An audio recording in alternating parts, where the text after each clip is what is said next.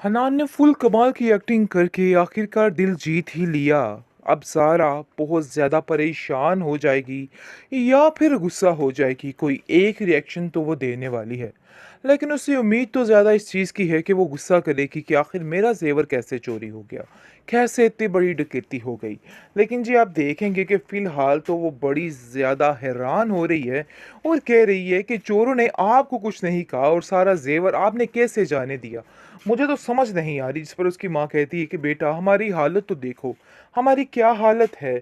जिस पर हनान काफ़ी मुस्कुरा रहा होता है पीछे से कि आखिर मेरी माँ किस कदर कमाल की एक्टिंग कर रही है कि देख के दिल हैरान हो गया। लेकिन आप देखेंगे कि उसकी माँ ने उसको बड़े अच्छे तरीके से समझाया था कि बेटा एक्टिंग कमाल की होनी चाहिए, बिल्कुल एक नंबर, ताकि हर चीज़ रियल लगे। तो इसलिए तुम्हें परेशान नहीं होना है और हिचकिचाना नहीं है।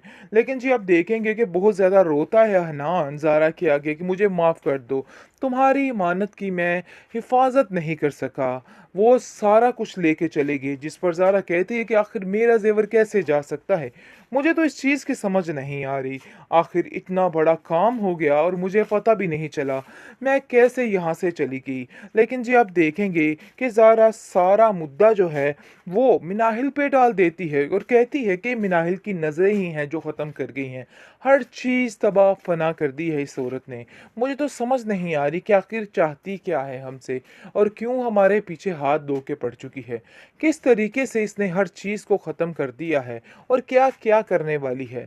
जिस पर आप देखेंगे कि मिनाहिल भी आज ज़ुबान तोड़ देती है और कहती है कि आज तो तुमने ये लफ्ज़ मुझे कह दिया, लेकिन दोबारा ऐसा कोई भी बात ना करना, क्योंकि अब तुम्हारी ये फ़ज़ूलियात मैं बिल्कुल बर्दाश्त नहीं करूँगी।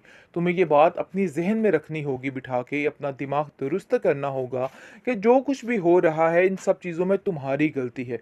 इन सब चीज़ों में मेरा कोई भी कसूर नहीं है और अब बिला वजह मुझ पर किसी किसी का इल्ज़ाम थोपने की कोई ज़रूरत नहीं। मेरे से कोई इस किस्म की बात करने की कोशिश की। ज़ारा को भी ज़रा हाथ लग चुके हैं और उसको समझ आ चुकी है कि अब मिनाहिल के साथ इस किस्म की कोई बात नहीं करनी है, क्योंकि ख़तरा जो है वो अभी टला नहीं है। मिनाहिल किसी वक़्त अब कुछ भी कर सकती है।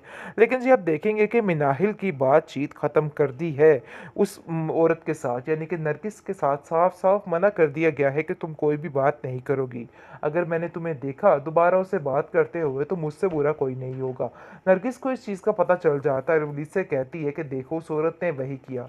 माजदा को बिल्कुल भी पसंद नहीं था कि हम लोग उससे बात करते और देखो उसने मेरी बातचीत मिनाहिल से बंद करवा दी है। जिस पर आप देखेंगे कि वो कहता है कि आखिर क्या मसला है इनको। मुझे समझ नहीं आती माजदा आंटी की कि आखिर उन्होंने ऐसा क्यों किया है। आखिर ये सब कुछ करके इनको क्या मिलेगा। आप देखेंगे कि माजदा साफ-साफ मिनाहिल को मना कर देती है कि खबरदार, तुमने नरगिस की आइंदा से कॉल उठाने की ज़हमत भी की, मैं तुम्हारा फ़ोन तोड़ दूँगी और ये बात तुम अपने दिमाग में अच्छे तरीके से बिठा के रख लो। मिनाहिल की भी कोई नहीं सुनी जा रही, क्योंकि अब वो काफ़ी ज़्यादा सख्ती कर रही है माजदा इस पर और इसको बताने की कोशिश कर रही है कि जो तुम पर फैला रही हो मैं काट भी सकती हूँ। आप देखेंगे कि किस तरीके से ज़ारा अब जाकर निढाल हो चुकी है, क्योंकि जाकर उसको वहाँ पे पता चलता है कि अब उसके पास कुछ भी बाकी नहीं रह गया है और उसका ज़ेवर भी डाकू लूट लटा कर ले गए हैं। यानी कि पूरे तरीके से हनान और उसकी माँ ने प्लानिंग की है और एक्टिंग भी की है, जिसकी वजह से वो काफ़ी परेशान हो जाती है, क्योंकि वो पैसे की लालच में तो इधर रह रही थी और अब जाकर इसको अंदाज़ा होगा कि उसके पास कुछ भी नहीं है। और ये सारी दास्तान अपनी माँ को सुनाती है और कहती है कि माँ जी देखिए मेरे साथ क्या हो गया, डकैती पड़ गई है और सारा कुछ लूट लटा कर चोर ले गए हैं। अब मेरे पास कुछ भी बाकी नहीं रहा, ज़ेवर का एक तिनका भी बाकी नहीं है। बेहतरीन ड्रामा सीरियल पत्थर दिल के इस एपिसोड में आप देखेंगे कि जिस चीज़ का ड्रामा ये लोग बरसों से प्लान कर रहे हैं, आखिरकार हनान और उसकी माँ ने कर ही डाला है। पहले तो उन्हें बड़े तरीके से इस ज़ारा को अपने मेके में भेजा और उसकी माँ कहती है कि उसको 2-3 दिन से पहले ना आने देना, क्योंकि हमने सारी तैयारी करनी है। जिस पर आप देखेंगे कि हनान कहता है कि भाई क्या शातिर दिमाग पाया है माँ जी आपने, बिल्कुल अच्छे से प्लानिंग करना, कोई भी मसला हुआ तो मसला खराब हो जाएगा। जिस पर वो कहती है कि अरे भाई तुम्हारी माँ पुरानी खिलाड़ी है, तुम्हें परेशान होने की ज़रूरत नहीं है, ये सब कुछ मेरे ज़िम्मे लगा दो। लेकिन जी आप देखेंगे कि बहुत बड़ा नाटक करने के लिए तैयारी हो चुकी है आखिरकार। हन्नान जो है वो पूरे शोरो गुल के साथ कहता है और चीखों पुकार करता है और कहता है कि आज जाओ ज़ारा, वापस देखो आकर क्या हाल हो गया। डाकू वो आए थे और हर चीज़ को लूट लटा कर ले गए, अब हमारे पास कुछ भी बाकी नहीं रह गया। हम तो बिल्कुल कंगले हो गए हैं। जिस पर ज़ारा काफ़ी ज़्यादा चीखों पुकार करती है अपने घर में और कहती है कि देखिए क्या हो गया। और उसकी माँ यानी कि माजदा बेगम वो आगे से चीखने लग जाती है कि इस मनूस मिनाहिल की नज़र खा गई, इसके अलावा और कुछ भी नहीं हुआ। तुम्हें मैं कहती थी कि इस मिनाहिल के सामने कुछ भी मत बोला करो और कुछ भी मत दिखाया करो, ये सारा कुछ इस औरत का किया धरा है। मुझे तो पहले दिन से ही शक था, जिस तरीके से ये तुम्हारी हर चीज़ को देखती थी ना, मुझे ऐसा लगता था कि इस लड़की की नज़रें खा जाएंगी। अपना घर तो इसका बस नहीं सका, लेकिन दूसरों की ज़िंदगी वीरान और तबाह करने के लिए ये लड़की तैयार बैठी है।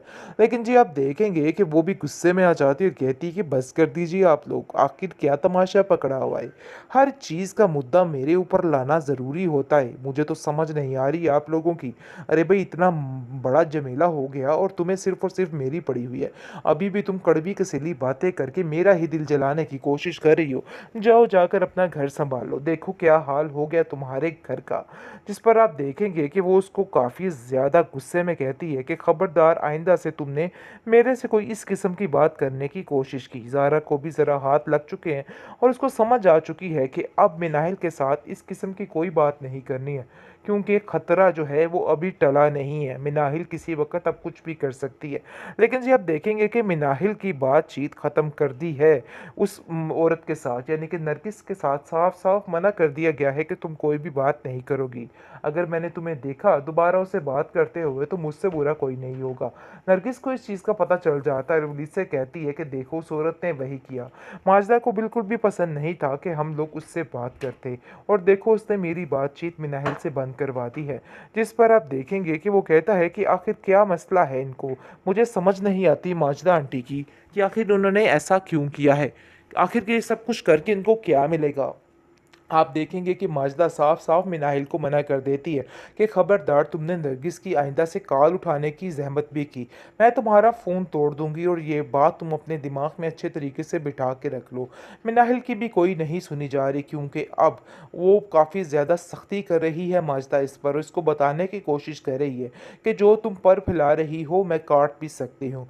आप देखेंगे कि किस तरीके से ज़ारा अब जाकर निढाल हो चुकी है, क्योंकि जाकर उसको वहाँ पे पता चलता है कि अब उसके पास कुछ भी बाकी नहीं रह गया है और उसका जेवर भी डाकू लूट लटा कर ले गए हैं। यानी कि पूरे तरीके से हनान और उसकी माँ ने प्लानिंग की है और एक्टिंग भी की है, जिसकी वजह से वो काफ़ी परेशान हो जाती है, क्योंकि वो पैसे की लालच में तो इधर रह रही थी और अब जाकर इसको अंदाज़ा होगा कि उसके पास कुछ भी नहीं है।